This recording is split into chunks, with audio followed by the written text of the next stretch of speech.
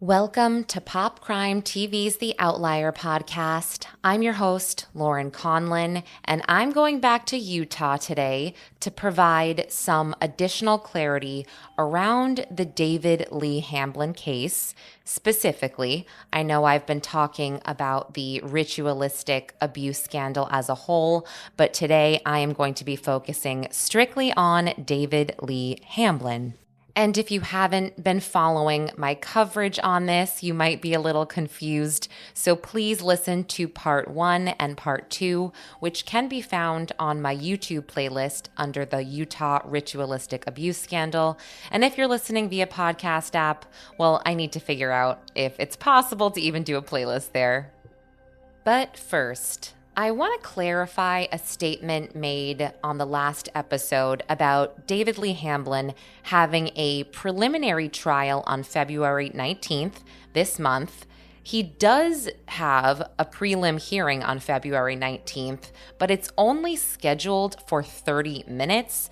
And so I'm thinking here, well, wait, this can't be where they determine if there's enough evidence to go to trial because it's only scheduled for 30 minutes. Usually these type of things take days.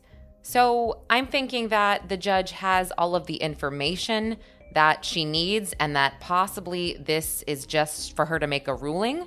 So maybe we will know that day if there is enough evidence to go to trial. I just wanted to be completely transparent because the timing, the 30 minutes, really seemed to throw me off there. And I'll touch on this in a bit, but there is also the fact that Hamblin has another status hearing the same day, February 19th at 1:30 p.m., 30 minutes later. So I just wanted to be fully transparent with you guys. I will update you as best I can when it comes to that. But I'm investigating this and covering this in real time, and it's an open investigation, an unadjudicated case. So of course, things are always subject to change.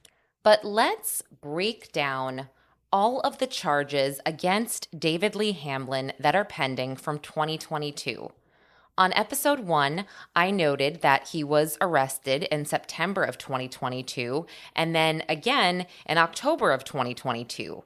He was indicted on more charges in October, but I didn't clarify at the time that the charges were from the 4th District Court, American Fork Department in Utah County, and the September charges were from the 6th District Court, Manti, Sanpete County. So we've got 2 different sets of charges with 2 different courts. And again, on February 19th, David Lee Hamblin has the prelim hearing at 1 p.m. for Sanpete and a status hearing on Zoom 30 minutes after that at 1:30 for American Fork. And also, since no one in the media seems to be covering this case, I'm going to have to really depend on the court websites for new docs to determine what's going on. But that's another topic. The media, even the local media, not covering this case at all.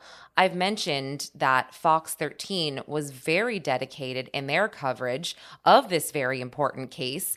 And then they went radio silent in 2022. I went back and I realized I have seen nothing from them about this since 2022. And I've reached out to quite a few people at the organization to no avail. And I don't see any lawsuits between Scripps or anyone involved here, but it's just clear by the way they were once loud and diligent in their coverage to just nothing that something happened or they were possibly instructed not to cover this. I'm speculating, but that would make sense if somebody in power told them not to cover this, because this whole thing, let's be honest, is a bad look for the Mormon Church. And Utah is dominated by the Mormon Church. So yes, one could speculate.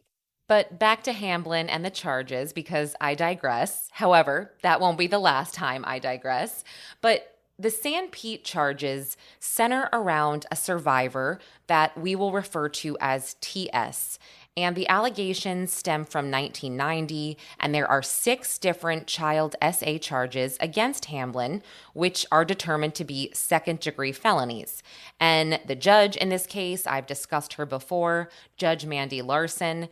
And I want to point out that in one of the motions that I read in this case pertaining to Hamblin making bail and being released on house arrest, I said in the last episode, I'm not so sure about her. She's the one who released Hamblin.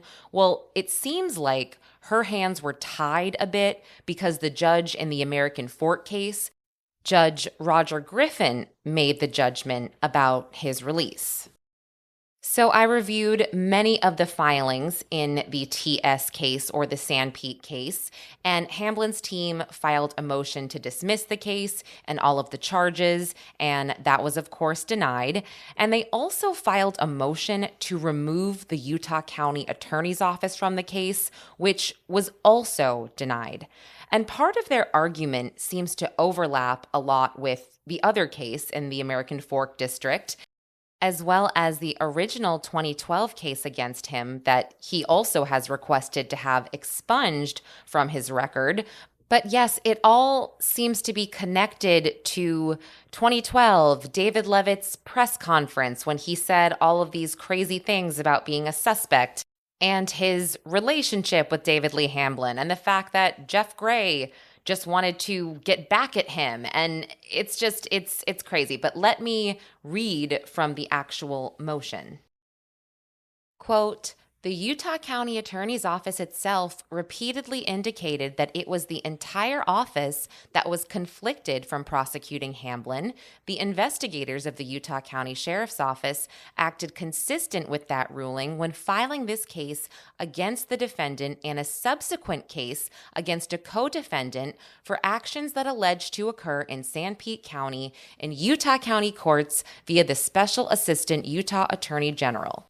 The defendant is also providing to the court the state's motion to reconsider conflict, filed November 7th, 2023, the defendant's opposition to motion to reconsider conflict, the state's response to defense opposition to motion to reconsider conflict, and the defendant's surreply in support of opposition to motion to reconsider conflict, filed in November of 2023. The defendant additionally asserts that at this preliminary stage of reviewing the incomplete discovery received thus far, it is very likely that David Levitt and Roselle Stevenson will be called as witnesses in the defendant's case by the defense.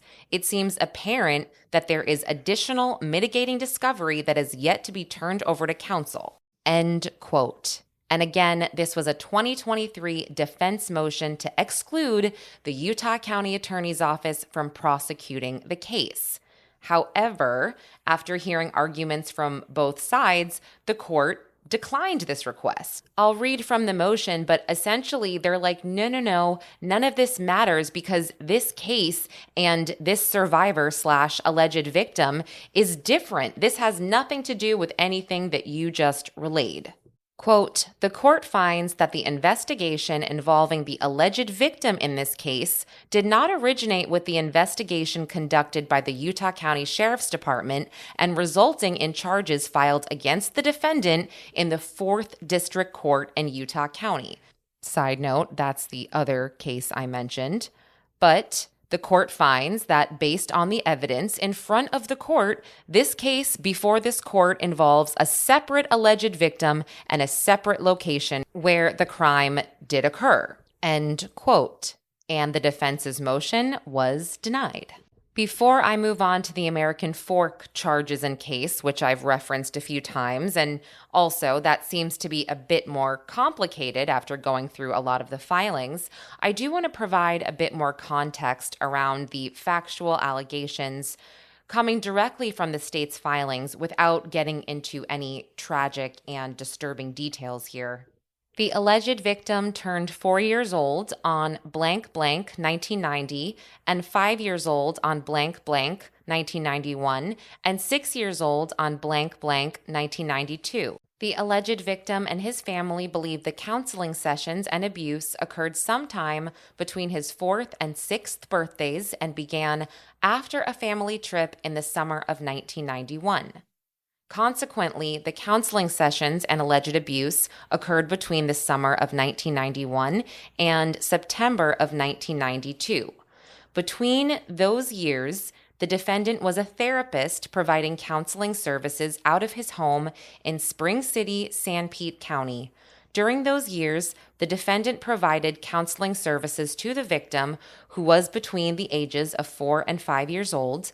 During at least 6 separate counseling sessions, the defendant touched the victim's blank blank and his blank under his clothing and had the victim blank blank to him. Because the defendant was a counselor, he held a position of special trust in relation to the victim. And I went over these charges briefly in episode 1, but I will remind you of them without saying them outright.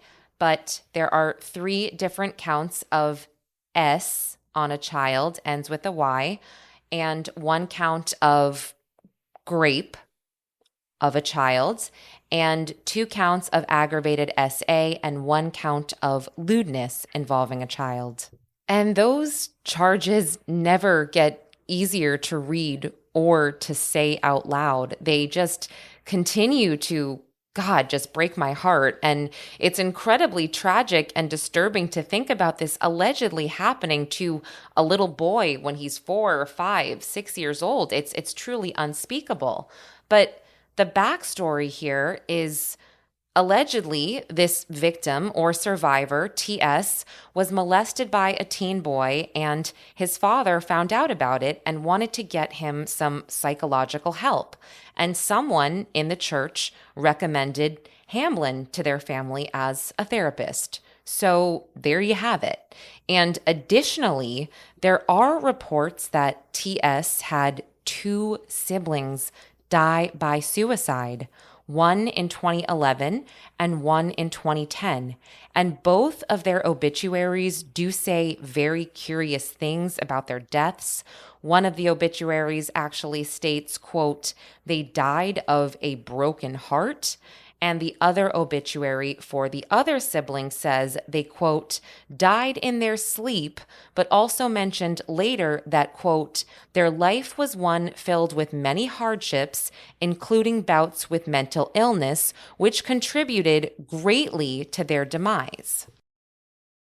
Does that sound familiar? Mentally ill, tragically mentally ill? Yes, I'll bring you back to David Levitt's 2022 press conference. A, quote, "tragically mentally ill woman" wrote the victim impact statement. So yes, I will just leave it there. But if what happened to their little brother, TS, happened to them, well, I sadly would not be shocked, and these suicides would make even more sense, unfortunately. But I don't have all of the details of the family history, so I was speculating, but I think that many of you would most likely speculate the same thing. But let's get to the American Fork case, because the survivor, or the alleged victim in this case, known as ES, knew the Hamblin sisters and was friends with one of them decades ago. ES was reportedly mentioned in the 2012 victim impact statement. In multiple discovery filings from the defense in 2022 and 2023, I'm going to combine them, if you will, just to make things a bit easier. They lay out a timeline dating back to David and Rosie Hamblin's custody hearing in 1999, where there were abuse allegations, and they accuse the state of withholding evidence, and why they believe that ES was prompted to report this abuse in 2022, and how she most likely read the leaked victim impact statement, and that influenced her as well. So the defense in this motion was seeking all files related to allegations involving the defendant, David Lee Hamblin, that the state has. And this is dating back a long time. I mean, they are talking about interviews potentially conducted 20 years ago, because let's not forget, there was a tip line and they were actively looking for survivors and victims of David Lee Hamblin to come forward and corroborate all of these allegations of abuse. And law enforcement allegedly spoke to a lot of survivors, and Hamblin wanted all of this. And this also includes all of the interviews conducted with David Lee Hamblin's daughter from 2012 when she first reported her allegations. And one can assert that they want all of this material to poke holes that they've observed over the years, or that ES and the Hamblin daughters were conspiring against him. Who knows? But they also allege that investigators assigned Rosie Hamblin, David's ex, who was eventually arrested in 2023, of urging ES to come forward. Now, we could speculate that Rosie was trying to work something out with investigators because she had been trying to get Hamblin locked up since 1999, but yes, she was allegedly in contact with law enforcement trying to help them build a case against her ex. So the argument that the defense makes there is the following. Quote, defendant hopes it is clear to the court that the state is doing precisely what the investigators in this case admit they are doing, knowingly withholding relevant discovery as a deliberate strategy to get through a preliminary hearing. The court should not allow this to continue and should not require this case to advance to a preliminary hearing until it is satisfied that all relevant evidence has been disclosed in discovery. And here is where the defense makes some assertions about law enforcement. Quote, after decades of detailed investigation involving many different law enforcement agencies, investigators admit that there is exactly zero corroborating evidence of the abuse David Hamblin is alleged to have perpetrated.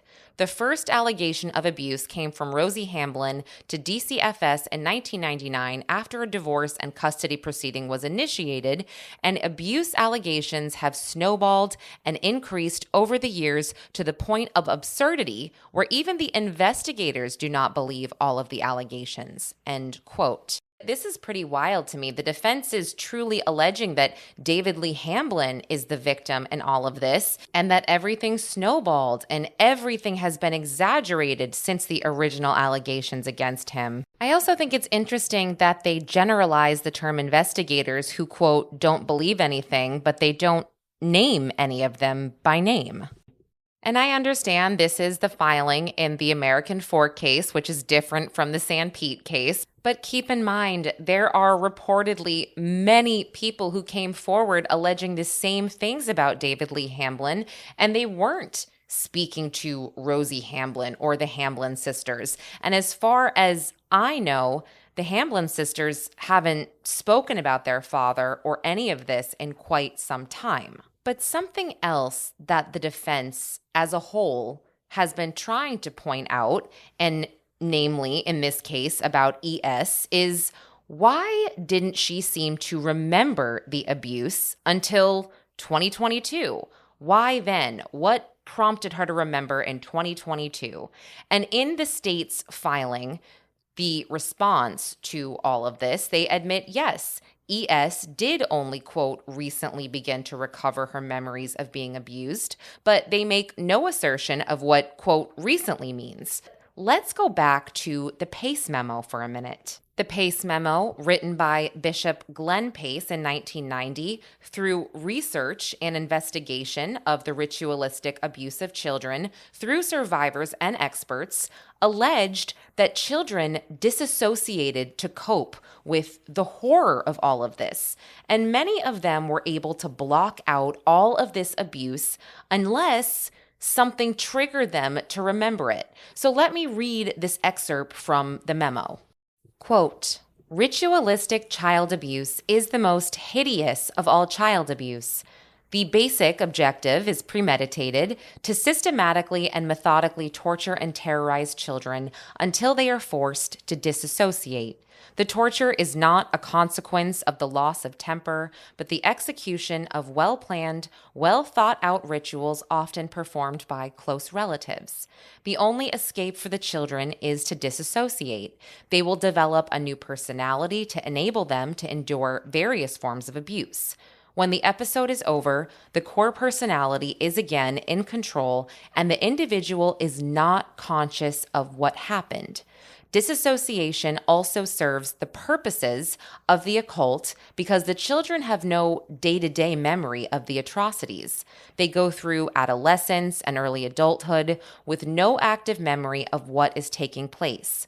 Oftentimes, they continue in rituals through their teens and early 20s, unaware of their involvement. Many individuals with whom I have spoken have served missions, and it has not been until later that they begin to remember all of this. One individual has memories of participating in rituals while serving as a full-time missionary. The victims led relatively normal lives, but the memories are locked up in a compartment in their minds and surface in various ways. They don't know how to cope with the emotions because they can't find the source. As they become adults and move into another environment, something triggers the memories, and consequently, flashbacks and nightmares occur. One day, they will have been living a normal life, and the next day, they will be in a mental hospital in a fetal position. The memories of their early childhood are recalled in so much detail that they once again feel the pain that caused the disassociation in the first place. There are two reasons why adults can remember with such detail events that happened in their past. First, the terror they experienced was so stark that it was indelibly placed in their mind. Second, the memory was compartmentalized in a certain portion of the mind and was not subjected to the dilution of experiences of ensuing years. When it is tapped, it is as fresh as if it happened yesterday. End quote. And this makes so much sense in the case of ES as well as the case of the Hamblin daughters, and I will get to that. But just to round things out, let me read to you a past state response to motion to compel discovery. Quote, "The entirety of the defendant's motion seems to be devoted to requesting the court to determine whether police reports in other cases involving other victims are directly related to the matters in this case. He asserts that the reports are directly related to this case for the following reasons. 1. ES was childhood friends with alleged victims in the other cases for which he seeks disclosure. 2. The alleged victims in other cases accused the defendant of SA. 3. The abuse allegations in other cases, not this case, were made public. 4. The alleged victims in other cases have corroborated some of ES's allegations here. The state submits that these factors are not enough to make the unrelated matters directly related to the present case.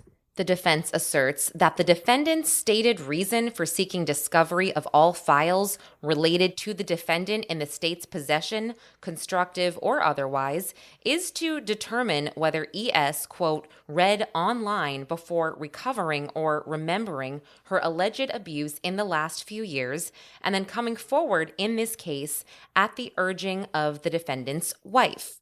However, the state is at a loss as to how requiring the disclosure of everything in the state's file relative to the defendant will aid in the defense that the alleged victim here was prompted by reading things online and the defendant's ex-wife. It does not appear that the defendant is alleging that after reading everything in law enforcement's files, that she decided to come forward. In fact, they're alleging the victim came forward after reading and seeing things online. The defendant has gone so far as to give the court websites where the previous allegation involving the defendant's daughters have been posted. Thus, the defendant seems to acknowledge, albeit indirectly, that what is in the state's files is not what prompted the alleged victim's alleged recovery of memories, but supposedly what was found online. In addition to the argument that the discovery sought is not directly related to the defense in this case, the state further asserts that requiring the disclosure of all documents in an uncharged case with uncharged crimes against alleged victims will interfere with ongoing investigations. I'm going to pause for a minute because that just means that they are still looking into all of the allegations that have been brought forth against David Lee Hamblin over the course of the last X many years. So that's a good thing, in my opinion. Okay, going on. Quote, the state has made no secret of the fact that investigations regarding the defendant and others are ongoing, requiring the state to disclose everything in its files relative to the defendant will disclose investigative techniques and procedures for cases that are not yet ready for the filing of charges. If and when the state is prepared to file new charges against any individual related to this matter, the state will comply with its discovery obligations under the rule relative to that specific case. Indeed, this has already happened in a companion case filed against the defendant in the 6th District Court, and that is TS. However, requiring the state to disclose documents and material relative to uncharged crimes appears to be unprecedented. The defendant has pointed to no authorities that would require such. In addition to the arguments opposing the defendant's request for documents in the state's possession relative to his daughter's allegations, the state asserts a further argument for any documents in the state's possession relative to the defendant above and beyond those documents relative to his daughter's allegations. The defendant's motion places great emphasis on the previous 2012 case and allegations made by his own daughters and requesting reports relative to them, but his request is much more sweeping. The defendant has additionally failed to carry his burden that those materials, beyond his daughter's allegations, are directly related to the case now before the court.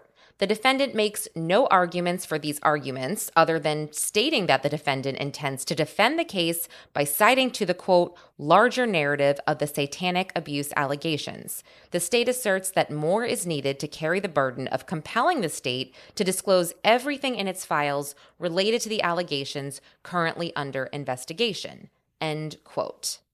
And going back to the statement in that motion about their, quote, being an ongoing investigation into other people, sure, they could have been talking about Rosie Hamblin, who we know has now been arrested. But I have a feeling they are talking about many other people. On the court website, it looks like some of the discovery is sealed, but what's really interesting is there is something that was filed in December of 2024 by the Special Assistant Attorney General who has since taken over this case. His name is Nathan Evershed, and he has submitted the following supplemental response to the order on some discovery issues. He has seemingly newly provided, quote, added items, and these added items are pertaining to KH, and these are the initials of David Hamblin's daughter, the daughter who brought forth the initial charges in 2012. So what he has provided for the defense on a flash drive contains the following: all unredacted interviews, texts, emails, or other communications and recordings between investigators and KH going back to 2000, including investigators' in-person interview with KH, which occurred in mid-2023 and which occurred over several days, including any investigator notes of contact and communication. And he notes that he is providing 9 different video files. I wonder, what did KH state in 2023? And clearly, as you can see, the discovery process in this case, the ES American Fort case, is also taking years. So the status hearing at 1:30 on February 19th for this case is most likely pertaining to discovery. But speaking of discovery, as I've been speaking about it for the last freaking 15 minutes, I want to close this episode out by going back to the 2012 case brought forth against David Hamblin by one of his daughters that we've established as KH, and why I now believe that case was dropped. It's cited everywhere when it was once covered by the news media as, quote, prosecutors could not bring forth enough evidence, they couldn't provide enough in discovery. Okay, got it. In my opinion, the 2012 case was heavily reliant on the 1999 custody hearing when Rosie Hamblin alleged abuse in court. And DCFS conducted 2 different interviews with all 4 Hamblin daughters, where none of them, in 2 different interviews, disclosed abuse. And I don't have to explain to you the many reasons why survivors and victims don't admit to abuse. And in this case, it could be a lot more complicated, as we've noted, disassociation. But then this happened. 10 months after being interviewed by DCFS, one of the daughters arrives at the Provo Police Department in April of 2000 and discloses that she had been SA'd by defendant David Lee Hamblin, and she called these flashbacks or some kind of suppressed memories that she had. 2 days later, she's interviewed and describes having therapy with someone named Hugh Allred, then recalling incidents of, starts with an S, ends with a Y, between her father and all of her sisters. A month later, DCFS declines to reinvestigate, but then a month after that, Provo police receive another DCFS referral from Rosie Hamblin reporting that David Lee Hamblin had SA'd all of her daughters. So that same month, the 2 eldest daughters disclose years of SA by David Hamblin, but according to the defense, their stories had changed repeatedly. And then the 2 eldest daughters voluntarily testified at the custody trial, while the 2 youngest daughters decided not to. Then 18 months later, it's now December of 2002, prosecutors have officially decided not to bring charges stemming from these allegations, and this is what they cite in their letter from the Utah County Attorney's Office. They give the following reasons here. They said, well, the girls didn't disclose this at the beginning, and then when they did disclose, this only came after therapy with Hugh Allred, whose manner of therapy is, quote, questionable. I mean, again, this is someone's opinion, but they also go on to state that many accusations are not corroborated by the other sisters or the mother. They said the children relate the therapy coming back to them in dreams. Their stories have changed. And then they say that one of the sisters stated she doesn't know if her memories are true or not. Now, these are the type of interviews that I would be really interested in seeing. I mean, what are investigators' tactics here? What are the prosecution's tactics? I'm really interested to know how these young women were questioned. And this is also, once again, exactly what the Pace memo described in their research and investigation. Fast forward to 2012, when KH officially reported her father for past alleged abuse that occurred, and he was arrested on 18 different counts of that. And as you know, her sisters once again corroborated this abuse. So the judge in this case ordered the state to produce the following: DCFS records and reports from the year 2000 involving all of the sisters and Rosie and David Hamblin, a copy of any letters from the Utah County Prosecutor's Office declining prosecution of SA charges against the defendant, all therapy records and notes made as a result of treatment of KH by Hugh Allred or any other therapist who treated KH. It looks like to me that they are requesting all of the evidence that, quote, debunked the original allegations stemming from the year 2000. But a year goes by and the state still has not been able to produce the above discovery. And so they motion to dismiss the charges without prejudice due to trouble getting this discovery to the defense counsel. I would think that they would have this information available. However, it could be possible that all of these conflicting statements from a decade prior, perhaps they really thought that this would ruin their case.